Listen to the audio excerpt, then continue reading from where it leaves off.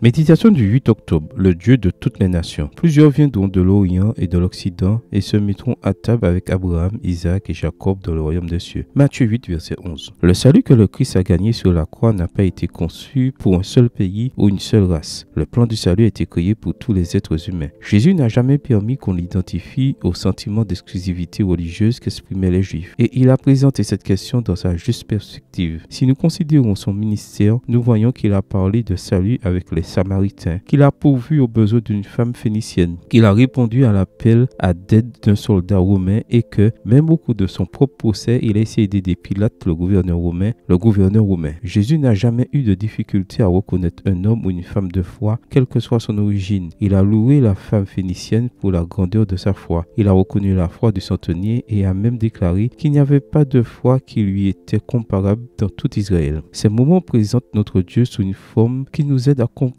qu'il n'a pas d'enfant favori. S'il choisit une personne, une nation ou une église, il le fait simplement pour lui donner une mission spécifique à accomplir. À un moment déterminé, jamais pour suggérer qu'il jouisse davantage pour obtenir une place au banquet de l'agneau. Jésus lui-même a déclaré: allez, faites des gens de toutes les nations des disciples. Matthieu 28, verset 19, version Nouvelle Bible seconde. Il n'y a pour Dieu aucun pays, aucune culture, aucune race qui soit supérieure. Si cela avait été le cas, il aurait constitué son église de personnes d'un seul groupe. Mais pour rassembler son peuple, il a pris des individus de toutes les nations, de toutes les races et de toutes les cultures, et il a fait d'eux un peuple élu, un sacerdoce royal, une nation sainte. Voir 1 Pierre 2, verset 9. C'est très différent. L'origine, la langue ou la couleur de peau n'entrent pas en ligne de compte. Cette nation ne ressemble à aucune autre, et nous pouvons nous y joindre avec les caractéristiques de là où nous avons été appelés. En arrivant, nous devons toutefois comprendre que trois choses doivent nous identifier. Premièrement, nous aimons tous le même Dieu. Deuxièmement, nous servons tous à l'endroit ou dans le domaine qu'il nous demande. Troisièmement, nous cherchons tous à qui raconter les vertus de celui qui nous a appelés à cette lumière admirable. Amen. Bonne journée à vous et que le Seigneur vous bénisse.